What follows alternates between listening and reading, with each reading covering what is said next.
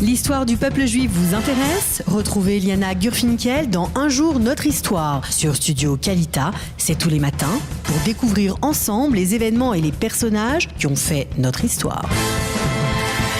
Eliana, bonjour, Boker Tov. Boker Tov. Alors tout d'abord, avant de savoir de qui nous allons parler ce matin dans cette chronique Un jour notre histoire, une précision, petite erreur, un petit malentendu. L'invité de l'éditorial qui va nous parler de la paracha de la semaine, de cette paracha 2, il trouve bien, ce n'est pas Michael Ben Sadoun, que nous aimons beaucoup, mais Michael Ben Admon, le Rav Michael Ben Admon, qui sera là dans notre studio.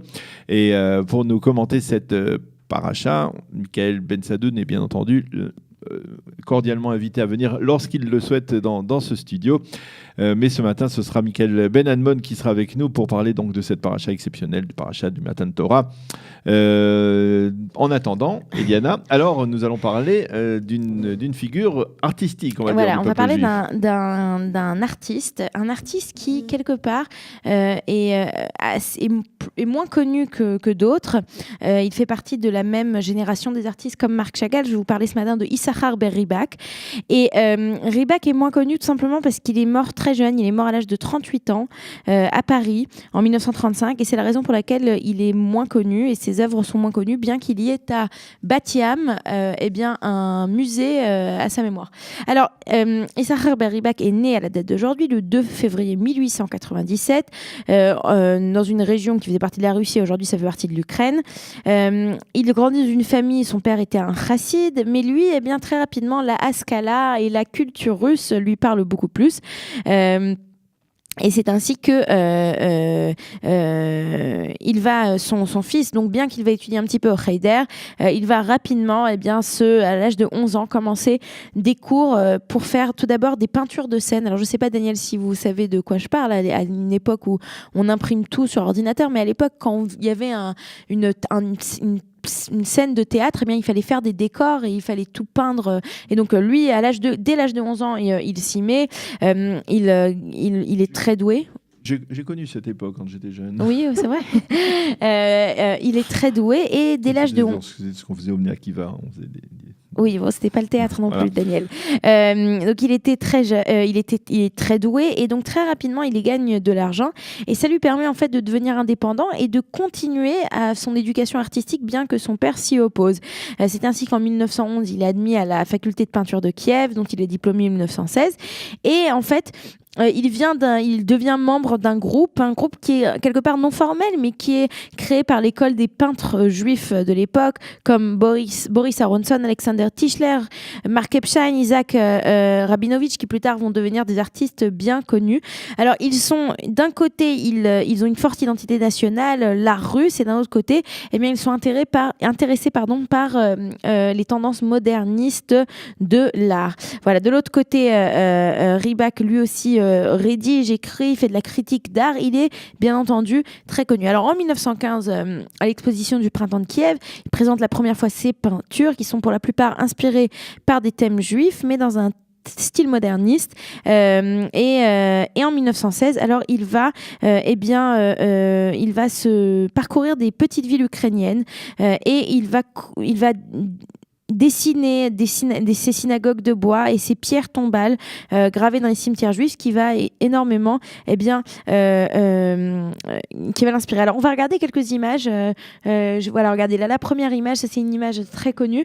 Ribak a son père qui meurt dans un pogrom, qui est assassiné et donc il va dessiner, c'est un thème qu'il va dessiner aussi, le thème des pogroms et la fuite. Là vous voyez, donc on a toute une population juive en arrière-plan qui fuit et on a deux hommes on a l'impression qu'ils portent des siffrets Torah qui sont aussi dans le symbole de la fuite avec ces siffrets Torah qui sont entourés de talitot, du talit. On va voir une autre image. Alors ça, si on voit ça au départ, si on ne sait pas que c'est Ribak, on a l'impression que c'est Chagall. Exactement, parce que c'est des thèmes en fait on retrouve donc les couleurs, on retrouve le style moderniste. On va voir une autre image, s'il vous plaît. S'il vous plaît. Serge. Voilà. Alors là, c'est ce que je vous ai dit un peu plus tôt. On retrouve là dans cette image, on voit très très clairement. Alors ça, c'est une peinture qui s'appelle Mon Village. Alors qu'est-ce qu'on voit au centre? On voit la synagogue de bois, comme toutes les synagogues en Russie et en Pologne étaient. Donc la synagogue de bois qui est au centre. À l'arrière-plan, on voit une église russe. Russe. Devant, on a une maison du shtetl comme elle était à l'époque. On voit à gauche un petit juif et on remarque que donc c'est cubiste un petit peu. Hein, c'est très moderne. Et là, on voit une différence entre l'art de Marc Chagall et l'art de Rubik. Et on va voir une dernière image. C'est lui. Voilà. Donc c'est de lui dont on parle de Issachar Ber Rubik. Alors, il va donc venir véritablement très connu. Comme je vous ai dit, son père va être assassiné dans un des pogroms et donc ça va le faire réfléchir un petit peu. Il va décider en 1901 de quitter la Russie. Il va aller vivre à Berlin. À Berlin, il va aussi connaître un très très grand succès. Il faut savoir que le Berlin de cette époque-là, la République Weimar, c'est vraiment un Berlin très culturel. Et puis il va aussi faire des dessins de contes de fées pour les petits enfants en yiddish. Donc très très joli. Et il va être donc très impliqué dans le monde culturel juif. Il va ensuite, après Berlin, il va s'installer à Paris. À Paris aussi, il va être extrêmement connu. Il va exposer à l'école de Paris. Il va exposer. Il va même il va faire de la céramique qui va être exposée au Musée national céramique de Sèvres à Paris en 1935. Et il faut savoir que, il avait une maladie chronique qui va la travailler, qui va lui faire du mal toute sa vie. Il va donc passer les derniers mois de sa vie à l'hôpital et en 1935 il décède donc à Paris. Sa veuve va s'installer un peu plus tard à Batiam et c'est à Batiam qu'elle va créer le musée et la fondation Ribak. Et donc si vous êtes à Batiam, vous pouvez aller au musée de Batiam. Il est enterré où? J'imagine qu'il est enterré à Paris. Je pense pas qu'ils l'ont ramené ici en Israël. Voilà. Merci beaucoup Eliana de nous avoir parlé de cette figure plutôt inconnue mais néanmoins talentueuse. Si elle avait vécu comme Chagall jusqu'à ses 80 ans. Effectivement. Merci beaucoup Eliana. Nous allons marquer une petite pause, un jingle et on se retrouve pour la revue de la presse et des médias israéliens.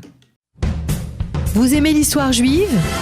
Retrouvez Liana Gurfinkel dans Un jour notre histoire sur Studio Kalita, c'est tous les matins, pour découvrir ensemble les événements et les personnages qui ont fait notre histoire.